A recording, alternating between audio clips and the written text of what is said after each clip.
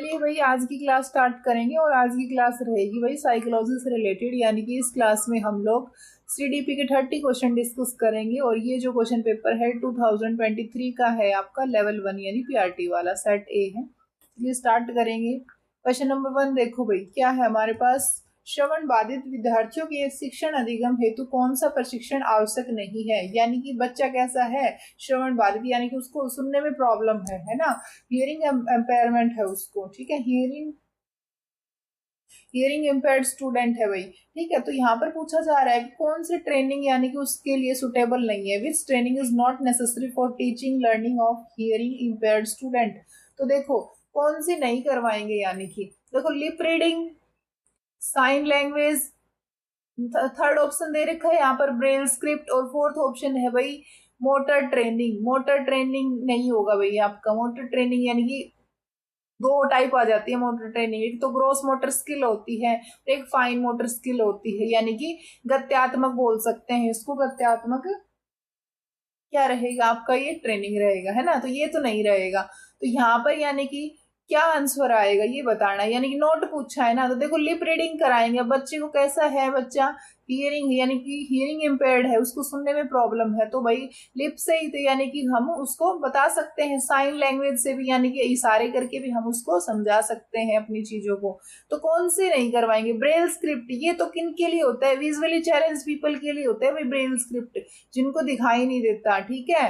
Louis Braille ने दिया था भाई, ब्रेल जो स्क्रिप्ट है आपके पास, ब्रेल लिपि किसके द्वारा दिया था भाई, लुइस ब्रेल ने दिया था, ये ध्यान रखेंगे। तो ना तो हम बच्चे को ब्रेल लिपि प्रोवाइड यानी कि इस टाइप की ट्रेनिंग देंगे, ना ही गामक परीक्षण देंगे। तो यानी कि ये दोनों नहीं करवा सकते, ये दोनों करवा सकते हैं क्योंकि बच्चा कैसा है, बच्चा कैसा है भाई, श्रवण बाधित विद्यार्थी है, यानी कि उसको सुनने में प्रॉब्लम है। तो ये दोनों मेथड तो उसको टीचिंग लर्निंग में यानी कि ये यूजफुल रहेंगे। ये लेकिन कौन से नहीं रहेंगे, यहाँ पर नहीं पूछा है ना, तो ये वाले नहीं रहेंगे। तो आंसर रहेगा सी और डी किस ऑप्शन में है वो चेक कर लो। तो यहाँ पर दे रखा है सी एंड डी, तो आंसर हो जाएगा ऑप्शन नंबर 3, क्योंकि यहाँ पर सी और डी ये दो ट्रेनिंग है ना, ये हम बच्चे को नहीं करवा सकते। ब्रेल स्क्रिप्ट है, किनको करवाएंगे भाई, विजुअली चैलेंज पीपल है जिनको दिखाई नहीं देता, दृष्टि बाधित विद्यार्थियों के लिए है भाई ब्रेल स्क्रिप्ट, याद रखेंगे, ठीक है। तो लिप रीडिंग करा सकते हैं, साइन लैंग्वेज है संकेत भाषा, संकेत के माध्यम से हम अपनी बातों को समझा सकते हैं, ठीक है। तो कौन सा नहीं करेंगे, यानी कि नहीं पूछा है यहाँ पर, तो ऑप्शन नंबर सी, ये सी और डी यानी कि ये दोनों ही यानी कि ये नहीं करवा सकते हम, ठीक है। तो आंसर रहेगा फर्स्ट का ऑप्शन नंबर 3। नेक्स्ट देखो question number 2, when the moral development of a child is based on the desire to be declared a good boy or a good girl, when it is then what is the morality related with। यहाँ पर जो morality है यानी नैतिकता है उसका संबंध किससे है। तो यहाँ पर यानी कि गुड बॉय और गुड गर्ल कंसेप्ट आप याद रखेंगे, ये कोलबर्ग ने ये थ्योरी दी थी। सबसे पहले तो ये बात याद रखेंगे कि नैतिक विकास का जो सिद्धांत है किसके द्वारा दिया गया भाई, कोलबर्ग के द्वारा दिया गया, याद रखेंगे इस बात को। कोलबर्ग के द्वारा सबसे पहले यानी कि कोलबर्ग ने यानी कि ये नैतिक विकास का सिद्धांत दिया है। तो पहले तो ये बात याद रखेंगे, ठीक है।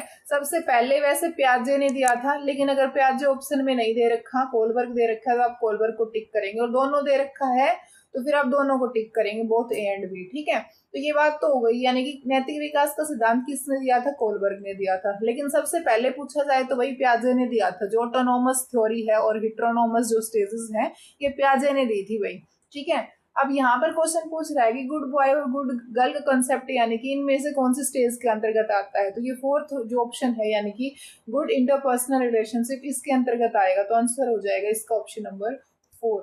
नेक्स्ट देखो, which of the following statement does not correctly explain the acquired motives. जो अर्जित जो प्रेरक है यानी कि उनमें से सही कौन सा ऑप्शन यानी कि अर्जित प्रेरकों की सही व्याख्या नहीं करता। तो देखो अर्जित जो प्रेरक है यानी कि अक्वायर्ड जो आपके मोटिव्स हैं यानी कि आपने बाद में अर्जित किए हैं, गेन किए हैं, ठीक है। तो ये क्या नहीं होते भाई, जन्मजात तो नहीं होते, है ना, जन्मजात तो नहीं होते, यानी कि इसकी ये बात तो सही है, जन्मजात थोड़ी होते हैं, हम बाद में ही चीजों को गेन करते हैं ना, बाद में समझते हैं, ठीक है। बाद में जो भी हमारा टैलेंट है, जो भी हमारे इंटरेस्ट है, हम बाद में ही यानी कि शो करते हैं ये सब चीजें। तो जन्मजात तो नहीं होती, ये बात इसकी ठीक है। आगे दिया हुआ है दे आर यूनिवर्सल, तो यूनिवर्सल नहीं होता भाई, ठीक है, यही ऑप्शन इसका सही रहेगा, क्योंकि यहाँ पर नोट पूछा है तो यूनिवर्सल नहीं होता, तो इसलिए हमारा आंसर भी यही रहेगा। थर्ड ऑप्शन देखो, they are not essential to survival, बिल्कुल सही बात है इसकी, वे जीवित रहने के लिए आवश्यक नहीं होते। भाई जो अर्जित प्रेरक हैं वो जीवित रहने के लिए आवश्यक तो नहीं होते, ये बात इसकी ठीक है। वे अधिगम को प्रभावित करते हैं, दे अफेक्ट्स लर्निंग, लर्निंग को तो यानी कि वही प्रभावित करेंगे ही, है ना। ठीक है, तो ये तो यानी कि इसकी पॉजिटिव एस्पेक्ट है ये सारे। और कौन सी बात इसकी गलत है, ये ऑप्शन नंबर सेकंड है, ये यहाँ पर रॉन्ग दे रखा है। ठीक है, यहाँ पर यूनिवर्सल लिख रखा है लेकिन यूनिवर्सल नहीं होते, और यहाँ पर नोट पूछे, इसलिए हमारा आंसर हो जाएगा ऑप्शन नंबर 2। ठीक है, नेक्स्ट देखो क्वेश्चन नंबर 4।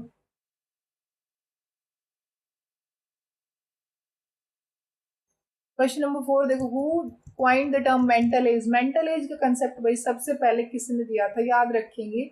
मेंटल एज का कंसेप्ट भाई अल्फ्रेड वीने ने दिया था, याद रखेंगे ये बात आप, अल्फ्रेड वीने ने दिया था भाई मेंटल एज का कंसेप्ट, याद रखेंगे इस बात को। आंसर रह जाएगा भाई ऑप्शन नंबर फर्स्ट। ठीक है, नेक्स्ट देखो, शिक्षक का निम्नलिखित में से कौन सा कार्य सर्जनशील बच्चे की क्षमता को अवरुद्ध करता है, यानी कि उसको क्या करता है, ब्लॉक करता है, रोकता है।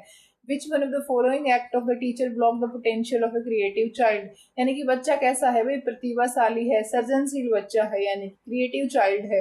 और यानी कि यहाँ पर पूछ रहा है कि टीचर की यानी कि कौन सी यानी कि पॉइंट यानी कि बच्चे के पोटेंशियल को क्या करता है, अवरुद्ध करता है, रोकता है, ब्लॉक करता है। तो देखो फर्स्ट ऑप्शन में यहाँ पर इसने दिया है इनकरेजमेंट फॉर डाइवर्जेंट थिंकिंग, यानी कि अपसारी चिंतन के लिए प्रोत्साहन करना।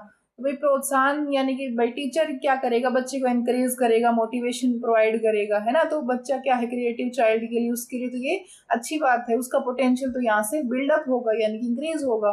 सेकेंड ऑप्शन देखो, insistence on conformity to the ideas of other, दूसरे के विचारों की अनुरूपता के लिए जोर। भाई ये बात इसकी गलत है, भाई दूसरों के आइडिया हम उस पर थोप रहे हैं, है ना, ऐसा हमें नहीं करना चाहिए। तो यहाँ पर ये वाली जो बात है टीचर की, ये वाली बात है बच्चे की क्षमता को क्या करती है, अवरुद्ध करती है यानी रोकती है।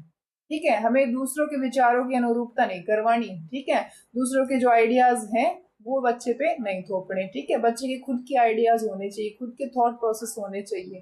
ठीक है, क्योंकि बच्चा कैसा है, यहाँ पर सर्जनशील है, क्रिएटिव चाइल्ड है, दूसरों के विचारों का उसको कोई काम नहीं है, उसके खुद के थॉट प्रोसेस होने चाहिए, तभी वो क्या कर सकता है, यानी कि अपनी नॉलेज को और अच्छे से यानी कि गेन कर सकता है। नेक्स्ट देखो, थर्ड ऑप्शन की बात करें, विचारों की अभिव्यक्ति की स्वतंत्रता, यानी कि हमें क्या करना है, उसको बच्चे को फ्रीडम देनी है। ठीक है, ताकि वो अपने आइडियाज को क्या कर पाए, रख पाए, है ना, अपने आइडियाज को, अपने थॉट प्रोसेस को, जो भी इसके जो एक्सप्रेशन है यानी कि आइडियाज को क्या कर पा रहा है, वो स्वतंत्र है अपने विचार को रखने के लिए। तो ये बात भी उसकी सही है। मोटिवेशन फॉर इनोवेशन, यानी कि नव प्रवर्तन के लिए प्रेरणा, नई नई चीजों से नई नई चीजें सीखने के लिए हमें क्या करना है, बच्चे को प्रेरणा देनी है, यानी कि इनोवेशन देना है, मोटिवेशन देना है। ठीक है, मोटिवेशन देना है नई चीजों के लिए, इनोवेशन, नए आइडियाज को कलेक्ट करने के लिए, नए आइडियाज को सोचने के लिए, ठीक है, उनको लागू करने के लिए। तो ये बात भी ठीक है। कौन सी यानी कि जो ऑप्शन है वो टीचर क्या कर रहा है, बच्चे को पोटेंशियल को रोक रहा है, भाई ऑप्शन नंबर 2। ठीक है, दूसरे के विचारों को हमें बच्चे के ऊपर नहीं थोपना, यही बात इसकी क्या है, गलत है ना, अवरुद्ध करती है, तो यही रहेगा इसका आंसर ऑप्शन नंबर सेकंड। बाकी ये तीनों पॉइंट पॉजिटिव है। नेक्स्ट देखो क्वेश्चन नंबर 6, निम्नलिखित में से कौन सा बुद्धि परीक्षण एक अशाब्दिक बुद्धि परीक्षण है, which one of the following intelligence test is non verbal intelligence test. यहाँ पर ऑप्शन दे रखे हैं alpha, army alpha test, Raven progressive matrices, Binet Simon test, और फोर्थ ऑप्शन दिया हुआ है भैया आपको यहाँ पर Jalota general mental ability test. तो 6 का जो करेक्ट आंसर आएगा भाई ऑप्शन नंबर 2 होगा। जो रेवन प्रोग्रेसिव जो मैट्रिसेस टेस्ट है ना, ये नॉन वर्बल इसके अंतर्गत आता है भाई, ये नॉन वर्बल इंटेलिजेंस टेस्ट के अंतर्गत आता है, ध्यान रखना है इसको भाई आपका। नेक्स्ट है हमारे पास ये, तो 6 का हो गया भाई ऑप्शन नंबर 2। 7th देखो, the evaluation done for the purpose of the evaluation done for the purpose of improvement through the feedback during the instructional program is called। यहाँ पर कह रहा है कि अनुदेशनात्मक जो कार्यक्रम है यानी कि इंस्ट्रक्शनल जो प्रोग्राम है उनके दौरान हमें क्या प्रोवाइड करनी है, जो प्रतिपुष्टि है यानी फीडबैक है, वो सुधार के उद्देश्य से किया गया मूल्यांकन यानी क्या कहलाता है वो मूल्यांकन। ठीक है, यानी कि देखो प्रोग्राम, ये जो इंस्ट्रक्शनल प्रोग्राम चल रहे हैं, ठीक है, अनुदेशनात्मक कार्यक्रम चल रहे हैं, और उसके ड्यूरेशन यानी कि उसके दौरान फीडबैक प्रोवाइड करवाना, ये जो मूल्यांकन का तरीका है ये क्या कहलाता है? सम्मेटिव कहलाएगा, डायग्नोस्टिक कहलाएगा, सिस्टमैटिक कहलाएगा या फॉर्मेटिव कहलाएगा? अब यहाँ पर एक वर्ड लिखा है कि ड्यूरिंग, है ना, ड्यूरिंग यानी कि कार्यक्रम के दौरान। अब ड्यूरिंग जो प्रोसेस है, यानी कि देखो टीचिंग लर्निंग प्रोसेस के ही ड्यूरेशन हम बात करें, यानी कि क्लासरूम के ही ड्यूरेशन, अब बच्चा डाउट को क्लियर करता है ना, जो भी उसके डाउट है वो बच्चा साथ ही साथ पूछता है क्लासरूम के अंदर ही टीचर से, तो वो यानी कि टीचिंग लर्निंग प्रोसेस के ड्यूरिंग ही वो सारा काम हो रहा है। और वो जो मूल्यांकन है, यानी कि वो जो आपका इवेल्युएशन है वो बेस्ट माना जाता है। तो यहाँ पर भी कुछ ऐसा ही रहेगा, यहाँ पर जो मूल्यांकन रहेगा वो कैसा कहलाएगा? निर्माणात्मक यानी कि रचनात्मक, ठीक है, क्योंकि उसी के दौरान ही चल रहा है ये, ठीक है, फीडबैक प्रोवाइड हो रही है, यानी कि साथ साथ वही बच्चा है, टीचर है, बच्चों से पूछ रहा है समझ में आ रहा है नहीं आ रहा, बच्चे हैं फीडबैक प्रोवाइड कर रहे हैं, बता रहे हैं टीचर को, यानी कि ये कैसा है? ये टीचिंग लर्निंग प्रोसेस के ड्यूरेशन ही हो रहा है ये सारा काम, है ना। और ये जो असेसमेंट है, यानी कि हम कह सकते हैं इस असेसमेंट को फॉर्मेटिव असेसमेंट है, यानी कि, और ये जो असेसमेंट है ये बेस्ट माना जाता है ड्यूरिंग टीचिंग लर्निंग प्रोसेस, ठीक है, क्योंकि इसमें क्या होता है? इंटरेक्शन अच्छा होता है ना, टीचर का और स्टूडेंट का जो इंटरेक्शन है, यानी कि क्लासरूम इफेक्टिव क्लासरूम कहलाती है, ठीक है। इस ड्यूरेशन जो क्लासरूम है भाई आपकी इफेक्टिव क्लासरूम कहला जाती है, बेस्ट क्लासरूम मान सकते हैं, इफेक्टिव क्लासरूम आपकी मानी जाती है, ठीक है। फॉर्मेटिव असेसमेंट की ड्यूरेशन, या फिर हम बोल सकते हैं फॉर्मेटिव इवैल्यूएशन के ड्यूरेशन। तो यहाँ पर ये जो प्रोग्राम है क्या कहलाएगा भाई? फॉर्मेटिव कहलाएगा। आई होप आपको ये बात अच्छे से समझ आ गई होगी। नेक्स्ट देखो, सम्मेटिव होता है भाई लास्ट में, यानी कि पूरा, जैसे हमारे ये जो एग्जाम होते हैं, जैसे सेमेस्टर वाले जो सितंबर के एग्जाम होंगे, जैसे दिसंबर के एग्जाम हो गए, है ना, तो ये जो आपके हैं यानी कि एंड में किया जाता है, आप ये याद रख सकते हैं कि एंड में किया जाता है सम्मेटिव असेसमेंट, यानी कि एंड में किया जाता है, याद रखेंगे इस बात को। और फॉर्मेटिव है टीचिंग लर्निंग प्रोसेस के साथ साथ किया जाता है। नेक्स्ट देखो question number 8, what type of learning is the basis of Pavlov learning theory? जो पावलोव की जो लर्निंग थ्योरी है, यानी कि पावलोव के अधिगम सिद्धांत का आधार किस प्रकार का सीखना है? यहाँ पर क्या ऑप्शन दे रखे हैं भाई कि कंडीशनल जो है आपके पास, यानी कि कंडीशन प्रोवाइड करते हैं, यानी कि एक शर्त मान सकते हैं, या फिर देखो जो पावलोव की जो थ्योरी है वो किसने, पावलोव ने, याद रखेंगे इवान पावलोव ने क्लासिकल कंडीशनिंग थ्योरी दी थी। सबसे पहले तो आप ये बात याद रखेंगे, क्लासिकल जो कंडीशनिंग थ्योरी है वही किसने दी थी? कंडीशनिंग क्लासिकल कंडीशनल थ्योरी किसने दी थी भाई? इवान पावलोव ने दी थी, ये बात याद रखेंगे। इन्होंने वही डॉग के ऊपर यानी कि कुत्ते के ऊपर एक्सपेरिमेंट किया था और उसके सामने एक रोटी का टुकड़ा रख दिया था। तो जैसे वो उसको देखता है, यानी कि कुत्ता रोटी के टुकड़े को देखता है, तो उसके मुंह में क्या आती है? सलाइवा यानी कि लार आती है, यानी कि पहले क्या दी जा रही है? कंडीशन दी जा रही है, यानी कि, है ना, और फिर उसके रिगार्डिंग क्या हो रहा है? रिस्पॉन्स प्रोवाइड हो रहा है, यानी कि, है ना। तो यहाँ पर कह रहा है उसका बेसिस क्या है? पावलोव जो कंडीशनिंग थ्योरी है, पावलोव लर्निंग थ्योरी का बेसिस क्या है भाई? कंडीशन यानी कि अनुबंधित, ये इसका करेक्ट आंसर रहेगा। नेक्स्ट देखो, तो 8 का हो गया। 9 का देखो, सामाजिकरण की प्रक्रिया यानी सोशलाइजेशन जो प्रोसेस है आपके पास, उसमें साथियों का प्रभाव उत्तर बाल्यावस्था के किस नाम को संदर्भित नहीं करता? नहीं पूछा है भाई यहाँ पर। जो सामाजिकरण की जो प्रोसेस है, यानी सोशलाइजेशन की जो प्रोसेस है, प्रक्रिया है, उसमें जो आपके पीयर्स हैं, यानी कि पीयर ग्रुप हैं, साथी हैं, तो उसमें कह रहा है उसका जो प्रभाव है उत्तर बाल्यावस्था किस नाम को संदर्भित नहीं करता? तो देखो, एक है आपके पास गैंगेज यानी कि दल आयु, है ना, तो ये तो होती है।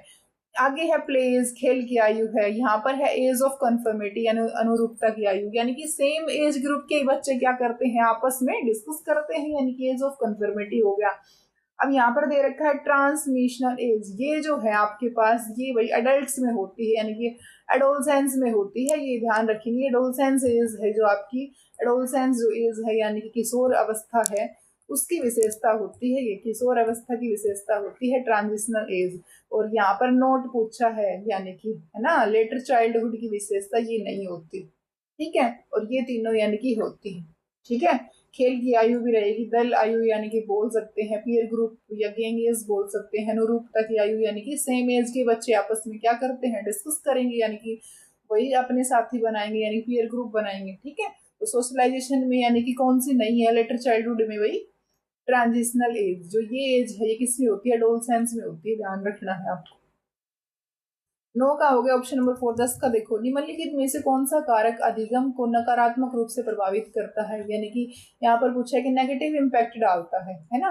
Which one of the following factors negatively affect learning, learning को यानी कि अधिगम को कौन सा जो कारक है वो नेगेटिव अफेक्ट करता है, यानी कि उसको नकारात्मक प्रभावित करता है। अब देखो लर्निंग को पूछा है ना, तो देखो प्रैक्टिस जितनी करेंगे, अभ्यास जितना करेंगे तो लर्निंग हमारी अच्छी होगी। विल पावर, हमें इच्छा शक्ति तो होनी चाहिए, है ना भाई, किसी चीज को पाने के लिए उसमें इच्छा तो होनी, उसके लिए इच्छा होनी चाहिए, इच्छा शक्ति होनी चाहिए, मोटिवेशन भाई अभी प्रेरणा होनी चाहिए, तभी तो किसी चीज को गेन कर पाएंगे। भाई हमारा गोल क्या है ना, उसके प्रति हमें मोटिवेटेड रहना चाहिए, विल पावर अच्छी होनी चाहिए। और जो भी हम सीखना चाह रहे हैं ना, जो भी हमारा प्रोसेस है, जो भी हमारा गोल है, उसके रिगार्डिंग हमें भाई मेहनत करनी चाहिए, तो प्रैक्टिस करनी चाहिए। तो ये तीनों तो हमारे यानी कि पॉजिटिव पॉइंट कहलाएंगे। और कौन सा पॉइंट नेगेटिव अफेक्ट करेगा, ये ऑप्शन नंबर 4, यानी कि क्या दे रखा है, फैटिग, यानी कि थकान। भाई थकान हो गई तो नेगेटिव एस्पेक्ट हो गया ये आपका। और ये तीनों कैसे हैं भाई, पॉजिटिव एस्पेक्ट है, यानी कि तो आंसर जाएगा ऑप्शन नंबर 4। 10 का हो गया ऑप्शन नंबर 4। नेक्स्ट देखो 11 का, निम्नलिखित में से कौन सा कारक व्यक्तिगत भिन्नताओं को प्रभावित करने वाला वंशानुगत कारकों में से सम्मिलित नहीं है। अब ये क्या कहा है, व्यक्तिगत भिन्नता, यानी कि इंडिविजुअल डिफरेंस, है ना। इंडिविजुअल जो डिफरेंस है, व्यक्तिगत भिन्नता है भाई, अलग अलग व्यक्ति अलग अलग होते हैं ना, अलग अलग व्यक्तियों में अलग अलग खूबी होती है, अलग अलग विशेषता होती है, सब तो एक समान नहीं होते। और हमें इंडिविजुअल डिफरेंस को क्या करना है, एज ए डाइवर्सिटी यानी कि मनाना है, ठीक है। इंडिविजुअल डिफरेंस यानी कि होना चाहिए भाई। क्लासरूम के अंदर हर बच्चा है, जैसे क्लासरूम में हमारे पास बहुत सारे बच्चे होते हैं, है ना, जैसे 35 बच्चों की क्लासरूम है, तो उसके अंदर अलग अलग बच्चों में अलग अलग क्वालिटी होगी। कोई बच्चे ज्यादा इंटेलिजेंट है ना, 2-3 बच्चे ज्यादा इंटेलिजेंट है, कुछ मिडल हैं, कुछ पुअर भी है, कुछ एवरेज भी है। तो व्यक्तिगत भिन्नताएं तो होती हैं, यानी कि, है ना। अब कह रहा है कि हेरिडिटरी जो फैक्टर है, यानी कि कौन सा इसमें नहीं है ना। निम्नलिखित में से कौन सा कारक व्यक्तिगत भिन्नताओं को प्रभावित करने वाले वंशानुगति यानी कि हेरिडिटी कारकों में सम्मिलित नहीं है। अब देखो क्या दे रखा है, शारीरिक संरचना, ऑप्शन नंबर 2 है बुद्धि, ऑप्शन नंबर 3 है अभिक्षमता, और ऑप्शन नंबर 4 है अभिवृत्ति यानी कि एटीट्यूड। अब इन यहाँ पर कह रहा है कि हेरिडिटी से कौन सा प्रभावित नहीं है ना। तो हेरिडिटी से यहाँ पर वही ऑप्शन नंबर 4 यानी कि ये कहलाएगा अभिवृत्ति। ये तीनों है, ये हेरिडिटी से यानी कि ये रिलेट करते हैं, ठीक है। फिजिकल अपीयरेंस यानी दिखने में कैसे हैं, तो पेरेंट्स जैसे ही होंगे भाई बच्चे हेरिडिटी से तो रिलेट करेंगे। इंटेलिजेंस को भी यानी कि ये प्रभावित करेंगे, एप्टीट्यूड भी, उनमें भी क्षमता भी वैसे ही होगी, यानी कि ये तीनों हेरिडिटी से रिलेट करते हैं। कौन सा फैक्टर नहीं करता भाई, ऑप्शन नंबर 4 यानी कि एटीट्यूड, ये आएगा इसका करेक्ट आंसर, ठीक है।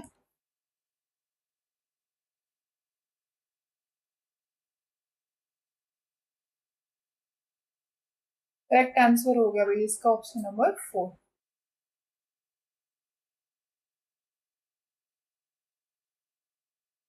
11 का हो गया ऑप्शन नंबर 4। 12 का देखो, थोंडाइक के बिल्ली पर सीखने के प्रयोग, थोंडाइक जो है आपके पास, जो साइकोलॉजिस्ट है आपके पास, मनोवैज्ञानिक है, उन्होंने वही कैट के ऊपर यानी बिल्ली के ऊपर एक्सपेरिमेंट किया था। और यहाँ पर पूछ रहा है आपसे क्वेश्चन, थोंडाइक के बिल्ली पर सीखने के प्रयोग में एक विशिष्ट व्यवहार सीखने के लिए किस प्रकार के अभिप्रेरक का उपयोग किया गया था, यानी कि अब ये देखो, what type of motive was used to learn specific behaviour in Thorndike learning experiment on cat. भाई थोंडाइक ने किसके ऊपर एक्सपेरिमेंट किया था, वही बिल्ली के ऊपर एक्सपेरिमेंट किया था, ठीक है। और थोंडाइक को भाई फादर ऑफ एजुकेशन साइकोलॉजिस्ट बोला जाता है। अब ये क्वेश्चन भी आप एक याद कर सकते हैं साथ साथ, who is known as the father of education psychologist, है ना। एजुकेशन जो साइकोलॉजी है उसके फादर किन को बोला जाता है भाई, थोंडाइक को बोला जाता है। किनको बोला जाता है भाई, एजुकेशन साइकोलॉजिस्ट के फादर किनको बोला जाता है भाई, थोंडाइक को, ठीक है। याद रखेंगे इस क्वेश्चन को। साथ ही ये याद रखें, थोंडाइक ने भाई हिट एंड जो ट्रायल एंड एरर थ्योरी है ना, ट्रायल एंड एरर थ्योरी, वो भी किसके द्वारा दी गई भाई, थोंडाइक के द्वारा दी गई। ये भी याद रखेंगे, who gave the theory trial and error, trial and error theory है किसके द्वारा दी गई भाई, थोंडाइक के द्वारा दी गई। ये 2 क्वेश्चन हो गए भाई आपके। अब यहाँ पर एक पूछ रहा है कि थोंडाइक ने यानी कि अपने लर्निंग के एक्सपेरिमेंट में जो कौन सा मोटिव है वो यूज किया, तो बायोलॉजिकल किया, सोशल किया, एक्सटेंसिव किया, एनवायरमेंटल किया। तो भाई कैट के ऊपर एक्सपेरिमेंट किया है तो कैसा है, बायोलॉजिकल है, यानी कि जैविक हो गया, है ना। जैविक अभिप्रेरक यूज किया इसने, कैट जीवित ही तो ली है ये इसने, ठीक है, तो ये आएगा इसमें जैविक अभिप्रेरक, ठीक है। नेक्स्ट देखो क्वेश्चन नंबर 13, निम्नलिखित में से कौन सी उत्तर बाल्यावस्था के बच्चों की उपयुक्त सामाजिक व्यवहारिक विशेषता नहीं है, यानी कि उत्तर बाल्यावस्था के बच्चे हैं उनमें कह रहा है कि उपयुक्त सामाजिक व्यवहारिक विशेषता नहीं है। अब देखो कोऑपरेशन, यानी कि बच्चे हैं लेटर चाइल्डहुड के अंदर है, उत्तर बाल्यावस्था में है, कोऑपरेशन उनमें सहयोग की भावना होती है, सिंपैथी सहानुभूति भी होती है। अब कह रहा है यहाँ पर एम्पैथी यानी कि परानुभूति भी होती है, अहम केंद्रितता, ये जो ऑप्शन है ये लेटर चाइल्डहुड के बच्चों की विशेषता नहीं है। ईगोसेंट्रिज्म जो है आपके पास, ये जो आपका जो ईगोसेंट्रिज्म वाला जो कंसेप्ट है, यानी कि बच्चा है ना बाद में, यानी कि ईगोसेंट्रिज्म का कंसेप्ट आता है उनके अंदर, ठीक है। लेटर चाइल्डहुड में तो ये तीनों ही विशेषता कहलाएंगी, होती है भाई, ठीक है। ईगोसेंट्रिज्म जो एडोलसेंस वाली एज है, यानी कि थोड़ा सा जब बच्चा बड़ा हो जाता है उसके अंदर आ जाता है ईगोसेंट्रिज्म का कंसेप्ट, ठीक है। नेक्स्ट देखो क्वेश्चन नंबर 14, विकास की जो प्रक्रिया है वो कहाँ से शुरू होती है, development is a process began from.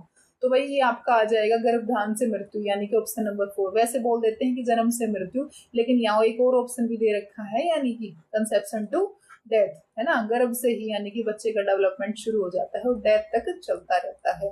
तो आंसर देंगे हम लोग भाई ऑप्शन नंबर 3, ठीक है, कंसेप्शन टू डेथ। 14 का होगा करेक्ट आंसर ऑप्शन नंबर 3। 15 का देखो, कौन से शिक्षण अधिगम पद्धति बाल केंद्रित एवं प्रगतिशील शिक्षा में सम्मिलित नहीं है, यानी कि चाइल्ड सेंटर और जो प्रोग्रेसिव जो एजुकेशन है, यानी कि प्रगतिशील शिक्षा है, उसमें पूछा है कि कौन सी जो लर्निंग की टीचिंग लर्निंग का जो मेथड है, यानी कि तरीका है, वो सम्मिलित नहीं है, इंक्लूड नहीं है। अब कैसा प्रोसेस है भाई, चाइल्ड सेंटर है, चाइल्ड सेंटर है, यानी कि बच्चे को केंद्र में रख के चीजें हो रही है ना, बच्चा तो सेंटर में है, ठीक है, हमें तो बच्चे को ही पढ़ाना है ना, हमें तो बच्चे को ही पढ़ाना है, यानी कि तो शिक्षा कैसी होनी चाहिए, यानी कि जो एजुकेशन है वो कैसी होनी चाहिए, चाइल्ड सेंटर होनी चाहिए, पहली बात तो ये हो गई, है ना, चाइल्ड सेंटर एजुकेशन है और प्रोग्रेसिव है यानी प्रगतिशील शिक्षा है।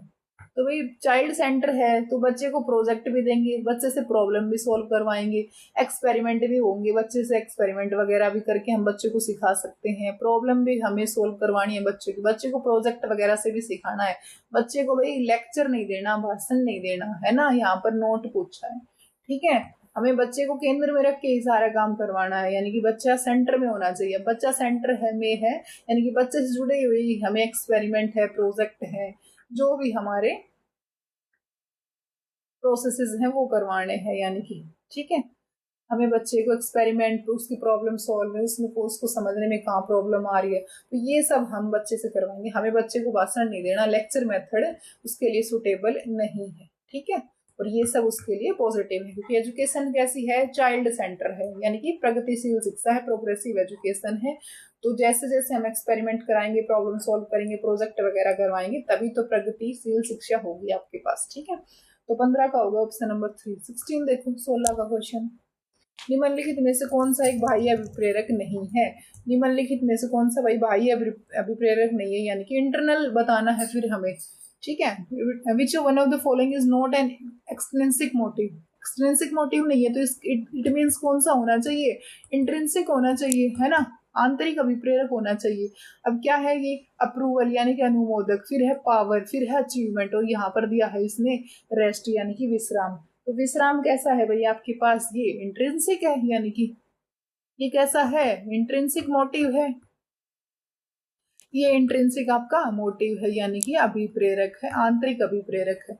हमसे यही तो पूछा है कि कौन सा एक्सट्रिंसिक मोटिव नहीं है, एक्सट्रिंसिक नहीं है तो कैसा होना चाहिए, इंट्रिंसिक होना चाहिए। अब रेस्ट है, विश्राम है, वो हमारा कैसा है भाई, इंट्रिंसिक मोटिव है, यानी कि आंतरिक है, और ये तीनों कैसे हैं भाई, बाह्य अभिप्रेरक है, ठीक है।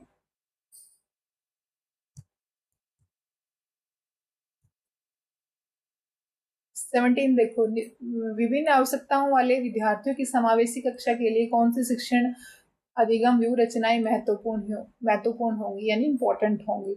विच teaching learning strategies will be important for an inclusive classroom of a child with different need, यानी कि अलग अलग विशेषताओं वाले बच्चे हैं, यानी कि अलग विभिन्न आवश्यकताओं वाले विद्यार्थियों के लिए हमें समावेशी कक्षा में यानी कि कौन सी जो स्ट्रेटजीज हैं वो यूजफुल रहेंगी। अब देखो क्या है, मल्टी सेंसरी टीचिंग करवानी है या फिर कोऑपरेट लर्निंग करवानी है या पीयर ट्यूटिंग करवानी है या फिर टीम टीचिंग करवानी है। तो देखो यहाँ पर देखो टीम टीचिंग है भाई, टीम बनाकर टीचिंग करवाएंगे। एक टीम बना दी यानी कि हमें अब ये 5 लोगों की एक टीम बना दी, तो ऐसे करके यानी कि हम टीचिंग करवाएंगे तो बच्चों के लिए यूजफुल रहेंगी, यानी कि है ना, बच्चों की अलग अलग आवश्यकताएं यानी कि उनकी पूर्ति हो सकती है। पीयर ट्यूटोरिंग भी हम करवा सकते हैं, साथ ही शिक्षण भी करवा सकते हैं, दल शिक्षण भी करवा सकते हैं, सहयोगी अधिगम भी हमें करवाना चाहिए। कोऑपरेटिव लर्निंग यानी कि सहयोग के माध्यम से बच्चे आपस में सहयोग के माध्यम से भी अच्छे से सीखते हैं। तो फिर ये हमारी सारे ही ऑप्शन हमारे इसके लिए सही रहेंगे। जो मल्टी सेंसरी टीचिंग है यानी कि बहुसंवेदी जो शिक्षण है ये भी बिल्कुल सुटेबल रहेगा। तो ऑप्शन नंबर 4 है ABCD, चारों ही जो प्रोसेस है यानी कि चारों ही जो स्ट्रेटेजीज हैं ये बिल्कुल समावेशी कक्षा के लिए यानी कि इंक्लूसिव क्लासरूम के लिए, जिसमें सभी को साथ लेके चलना है ना। इंक्लूसिव जो क्लासरूम होती है, समावेशी शिक्षा होती है, इसमें होता है कि सभी को एक ही छत के नीचे पढ़ाना, यानी कि सभी बच्चे को एक साथ लेकर चलना है ना। डिफरेंट डिफरेंट जो उनके आइडियाज हैं उनको लेकर के यानी कि एक ही क्लासरूम के अंदर पढ़ाना, ठीक है, विभिन्न आवश्यकताओं के बच्चों को। तो उसमें उस जो क्लासरूम को क्या बोलते हैं भाई, इंक्लूसिव क्लासरूम बोलते हैं, ठीक है। यहाँ पर ये चारों ही ऑप्शन सुटेबल रहेंगे ABCD, ठीक है। 18 का देखो, प्रतिभाशाली जो विद्यार्थी है, प्रतिभाशाली विद्यार्थियों के लिए निम्नलिखित में से कौन सी शैक्षिक व्यवस्था की जानी चाहिए, यानी कि बच्चा कैसा है भाई, टैलेंटेड स्टूडेंट है यानी प्रतिभाशाली बच्चा है, ठीक है। तो हमें बताना है यहाँ पर कि कौन सी एजुकेशन अरेंजमेंट है उसके लिए की जानी चाहिए। तो देखो एक्सेलेशन, फिर है हमारे पास रेमेडियल टीचिंग। रेमेडियल टीचिंग नहीं करवानी हमें, रेमेडियल टीचिंग स्लो लर्नर्स के लिए होती है, यानी कि धीमी गति वाले बच्चों के लिए होती है रेमेडियल टीचिंग। रीडिंग की प्रैक्टिस नहीं करवानी भाई, वाचन का अभ्यास करवाएंगे तो बच्चे टैलेंटेड हैं वो बोर हो जाएंगे। हमें स्पीच थेरेपी है ये भी प्रोवाइड नहीं करवानी, हमें तो क्या करवाना है, तवरण यानी कि एक्सेलेशन प्रोवाइड करवाना है, ठीक है। तो ये इनके लिए क्या रहेगी भाई, शैक्षिक व्यवस्था ये वाली इनके लिए सुटेबल रहेगी, क्योंकि बच्चे कैसे हैं, प्रतिभाशाली हैं, टैलेंटेड स्टूडेंट है भाई वो। अब टैलेंटेड स्टूडेंट है तो उनके लिए कुछ हमें एक्सेलरेशन प्रोवाइड करवानी है। तो ये 18 का क्वेश्चन हो जाएगा, आंसर हो जाएगा ऑप्शन नंबर फर्स्ट। 19 का देखो भाई, वाइगोत्स्की के अनुसार, भाई वाइगोत्स्की ने, याद रखेंगे, सोशल जो कल्चरल थ्योरी है वाइगोत्स्की ने दी थी, तो इस बात को याद रखेंगे पहले तो। और यहाँ पर इसने पूछा है कि according to Vygotsky the speech which is directed to self that is known as, यानी कि खुद का भाषण, स्वयं का भाषण, यानी कि सेल्फ जो स्पीच है उसको क्या बोलते हैं, निजी भाषण बोलेंगे। सीधा दिया हुआ है इसने, वह भाषण जो स्वयं की ओर निर्देशित करता है, निजी भाषण यानी कि प्राइवेट स्पीच। तो आंसर हो जाएगा भाई ऑप्शन नंबर 2, ठीक है। 3 स्पीच के बारे में भाई वाइगोत्स्की ने बताया था, ठीक है, सोशल स्पीच, इनर स्पीच और ये आपकी एक्सटर्नल स्पीच यानी बाह्य भाषण, ठीक है। इनर स्पीच को भाई निज भाषण भी बोल दिया जाता है। तो आंसर हो जाएगा 19 का ऑप्शन नंबर 2। 20 देखो, क्वेश्चन नंबर 20, किस मनोवैज्ञानिक ने अपने संज्ञानात्मक विकास सिद्धांत में वस्तु स्थायित्व का कंसेप्ट दिया, संप्रत्यय दिया। तो वस्तु स्थायित्व का कंसेप्ट भाई याद रखेंगे प्याजे के द्वारा दिया गया था भाई, जीन प्याजे ने भाई आपके पास ऑब्जेक्ट जो परमानेंस है उसका कंसेप्ट दिया था। तो याद रखेंगे ऑब्जेक्ट परमानेंस का कंसेप्ट भाई किस साइकोलॉजिस्ट ने दिया था, यानी कि जीन प्याजे ने दिया था। तो याद रखेंगे, बहुत इंपॉर्टेंट है, याद रखेंगे। कोलबर्ग ने नैतिक विकास का सिद्धांत दिया था, और सबसे पहले पूछे ना नैतिक विकास का सिद्धांत तो प्याजे ने दिया था, और फिर कंसेप्ट भाई कोलबर्ग ने भी दिया था। वाइगोत्स्की ने भाई सोशल कल्चरल थ्योरी के बारे में इन्होंने बताया था, ठीक है। आगे देखो क्वेश्चन नंबर, तो इसका करेक्ट आंसर हो जाएगा ऑप्शन नंबर फर्स्ट। 21 देखो, 21 का देखो भाई, क्वेश्चन नंबर 21, किसी कार्य का संतोषजनक जो प्रभाव है उस कार्य के सीखने को प्रभावित करता है। सीखने का यह नियम किसके द्वारा प्रतिपादित किया गया? The satisfactory effect of A task affect the learning of that task. Who propounded this type of learning? ये जो टाइप ऑफ लर्निंग है ये किसके द्वारा दी गई थी? तो यहाँ पर कह रहा है ना, किसी कार्य का संतोषजनक प्रभाव उस कार्य को सीखने को प्रभावित करता है। तो सीखने का सिद्धांत किसके द्वारा दिया गया? यानी कि आपसे यहाँ पर यही पूछा जा रहा है। तो सीखने का सिद्धांत भाई थॉर्नडाइक ने, यानी कि प्रभाव का नियम, तत्परता का नियम, अभ्यास का नियम। ठीक है, ये इन्होंने 3 दिए हैं भाई। तत्परता का नियम, जितने ज्यादा हम तत्पर रहेंगे किसी चीज के लिए उतने ही हम अच्छे से सीखेंगे, यानी कि ठीक है। तत्परता का नियम, अभ्यास का नियम, प्रभाव का नियम, ये तीनों ही नियम किसने बताए हैं भाई? थॉर्नडाइक ने बताए हैं। ठीक है, किसने बताए हैं? थॉर्नडाइक ने बताए हैं। ये इनके क्या है? थॉर्नडाइक के तीनों ये प्राइमरी लॉ है, यानी कि मुख्य कारण है, मुख्य है जो आपके सिद्धांत है। और 5 भाई थॉर्नडाइक ने सेकेंडरी लॉ दिए हैं। 3 क्या दिए हैं? Primary law. और 3 प्राइमरी लॉ कौन से हैं? तत्परता का नियम, अभ्यास का नियम और प्रभाव का नियम। तो यहाँ पर ये यही कह रहा है, किसी कार्य का संतोषजनक प्रभाव, यानी कि प्रभाव के नियम की बात हो रहा है यहाँ पर। किसी कार्य का संतोषजनक प्रभाव उस कार्य के सीखने को प्रभावित करता है, यानी लर्निंग की थ्योरी को इफेक्ट करता है। तो ये किसने दिया? यानी कि लर्निंग की थ्योरी किसने दी भाई? थॉर्नडाइक के द्वारा दी गई। ठीक है, क्वेश्चन को थोड़ा सा बस समझना ही था, ये क्वेश्चन को बस। तो आंसर हो गया इसका 21 का ऑप्शन नंबर 2। 22 देखो भाई 22 का।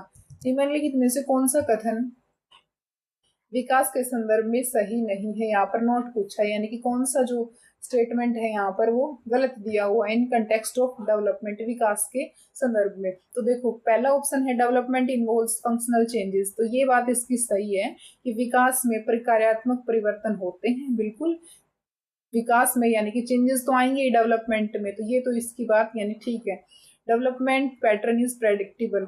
जो डेवलपमेंट के जो पैटर्न है, विकासात्मक जो प्रतिमान है वो पूर्वानुमेय होते हैं, यानी कि हम उनका अंदाजा लगा सकते हैं। तो ये बात भी इसकी ठीक है।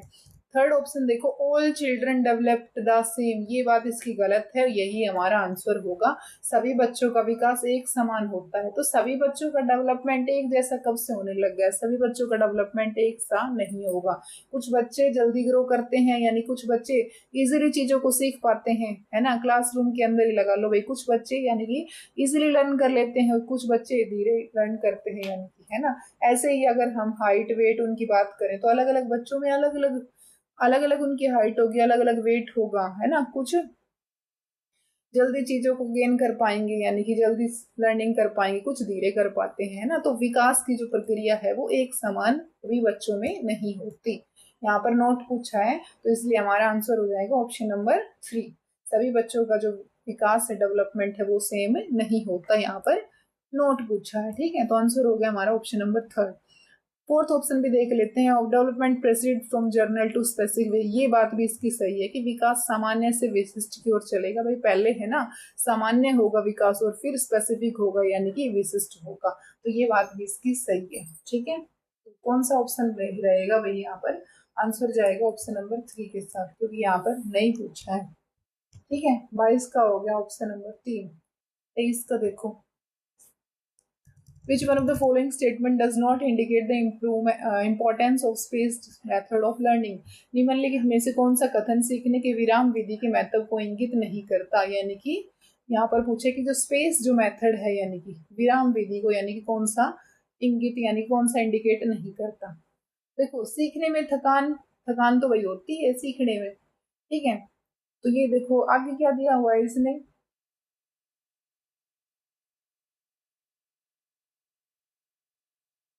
अभी है ना कि क्या है विराम विधि, यानी कि हमें ब्रेक लेके पढ़ाना है, थोड़ा स्पेस लेके पढ़ाना है। सीखने में थकान नहीं होती। अगर हम स्पेस लेके थोड़ा सा हम थोड़ा थोड़ा ब्रेक लेके पढ़ाएंगे तो हमें सीखने में थकान नहीं होगी। तो सही बात है ये तो। स्मृति चिन्ह समेकित नहीं होती। Memory trace is not consolidate. Third option और पढ़ते हैं, मेंटेन्स इंटरेस्ट इन लर्निंग। भाई धीरे धीरे हम स्पेस लेके पढ़ा, जैसे हमारे पास देखो, जैसे हम मैराथन की बात कर लें भाई, एक 4 घंटे की मैराथन है और उसको हम ब्रेक ले लेके हम 10-10 मिनट का ब्रेक ले लेके पढ़ाएंगे तो हम क्या नहीं होते, यानी कि हमारा इंटरेस्ट यानी कि बना रहता है थोड़ा थोड़ा, और साथ ही हमें थकान भी नहीं होती। तो ये बात सीख ठीक है इसकी, maintain interest in learning. Learning में इंटरेस्ट बना रहता है, नो मेंटल बोर्डन यानी कि मानसिक उबता भी नहीं होती, तो ये बात भी इसकी सही है। तो कौन सी बात यानी कि गलत है, ये ऑप्शन नंबर 2, मेमोरी जो ट्रेसेस हैं वो यानी कि कंसोलिडेट नहीं होते, ये बात इसकी गलत है। बाकी ये तीनों स्पेस जो लर्निंग है उसके लिए ये सुटेबल है। तो इसका आंसर क्या हो जाएगा भाई? थोड़ा सा समझना ही था क्वेश्चन, बिल्कुल ये थोड़ा सा बस कह रखा था कि जो विराम विधि के मेथड को यानी कौन सा मेथड है वो इंडिकेट नहीं करता, तो ऑप्शन नंबर 2 है, ये नहीं आएगा। बाकी ये तीनों है ये इसके लिए सुटेबल है। ठीक है,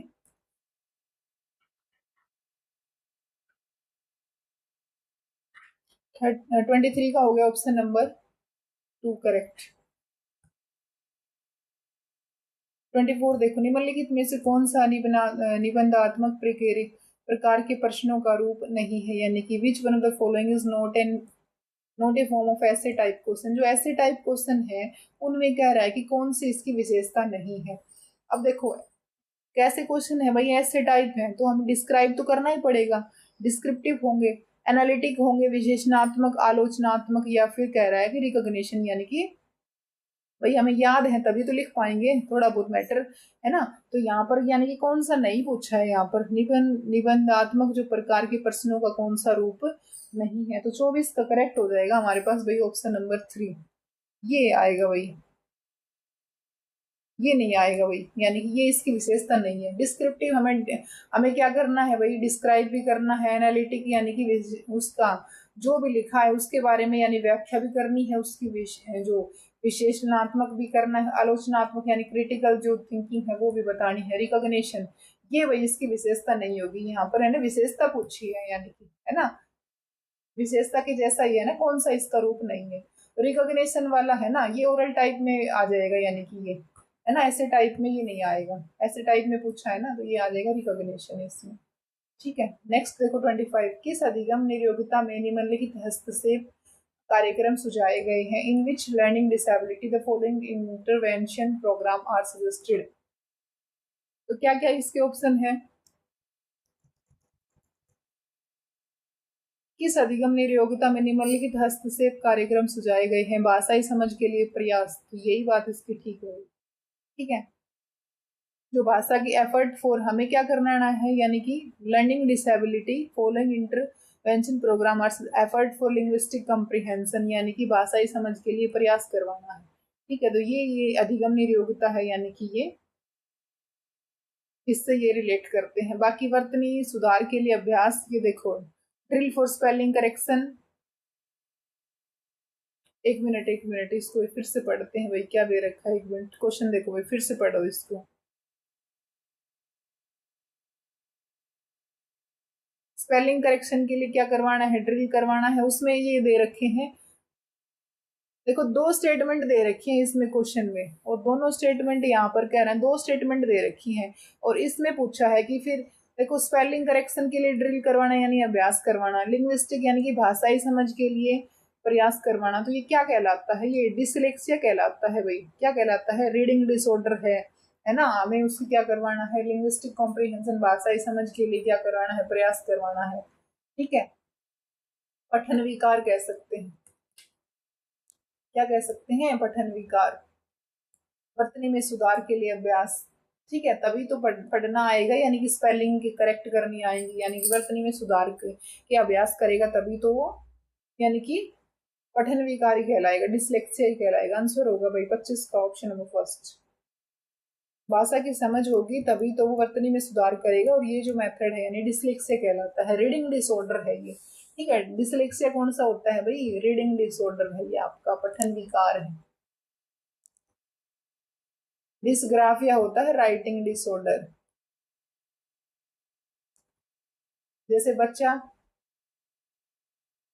सा को वाज पढ़ता है, यानी कि है ना, डी को बी पढ़ता है, बी को डी पढ़ता है, डी को बी बोलता है, तो यानी कि उसको डिसग्राफिया है। ठीक है, तो यहाँ पर तो इस क्वेश्चन का आंसर तो डिसलेक्सिया हो जाएगा। डिसकैलकुलिया होता है मैथ से रिलेटेड, यानी कि मैथ कैलकुलेशन से रिलेटेड प्रॉब्लम है, तो वो जो विकार है यानी कि वो जो आपका डिसऑर्डर है वो क्या कहलाता है, डिसकैलकुलिया कहलाता है। ठीक है, कैलकुलेशन से रिलेटेड, मैथमेटिकल जो कैलकुलेशन है उससे रिलेटेड जो है वो क्या कहलाता है आपका भाई, डिसकैलकुलिया कहलाता है।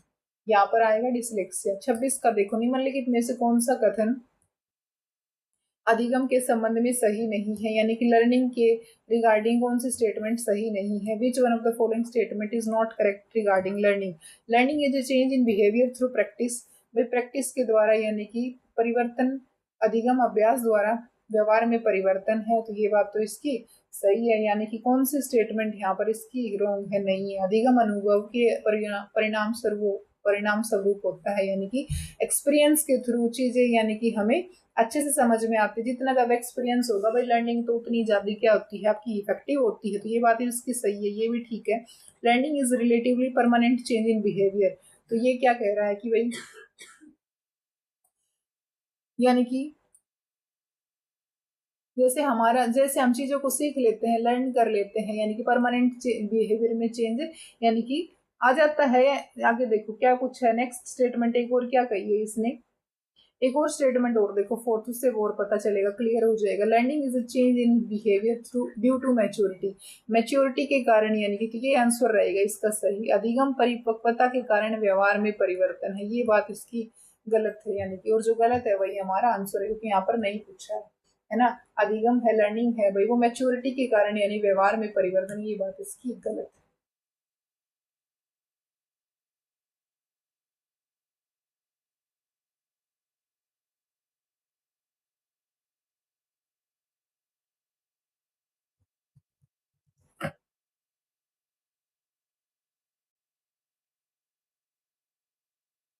27 देखो भाई, a child has to learn a lesson dividing in several section as per his convenience. एक बच्चा है अपनी सुविधा के अनुसार, अपनी कन्वीनियंस के अनुसार एक चैप्टर को, एक लेसन को अलग अलग हिस्सों में डिवाइड कर रहा है, यानी कि बांट रहा है। This what is this type of learning, यानी कि which is this type of learning. तो ये कौन सी विधि कहलाएगी सीखने की।